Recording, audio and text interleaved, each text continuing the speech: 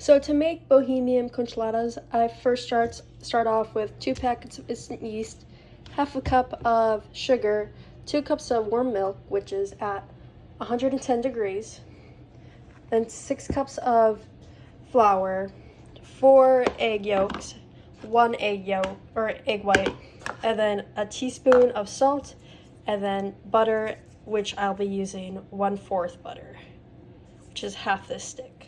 So to make bohemian concholadas, I'm first gonna do 2 steps to this, and first is making the dough and then the filling part, and it's a pastry that originates from Eastern Germany and Western Czechoslovakia, or old Czechoslovakia, but now today Czech Republic. Next, I'm gonna dissolve 1 tablespoon of warm milk into the 2 packets of yeast, and then I'm gonna let that rest for 10 minutes after I mix it. So next, in a large bowl, I'm gonna combine the 6 cups of flour, the half cup of sugar, the 4 beaten eggs, and then the 1 teaspoon of salt into a larger bowl, and then I'm gonna mix that until it's even consistency.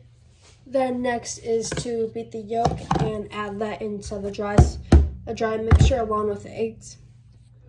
Next, add all the ingredients and mix. So once you've added everything and mixed it a little bit, try to fold it over just to get that nice consistency because it's a lot of dough.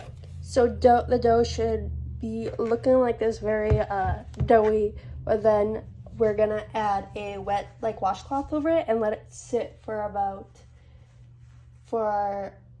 10 minutes. So for the yeast, I use fast rising yeast, but if you don't use that, you have to let it sit for 1 hour instead of 10 minutes. So for the raspberry filling part, I use 2 containers of raspberries, 3/4 cups of Splenda, and then I used about a cup of water. And this will be going into the stovetop, like a frying dish. And then I combine the two, the stevia and the water. It's already dissolved a little bit, and now I'm gonna put that on low heat and let that simmer until it gets to a nice warm temperature.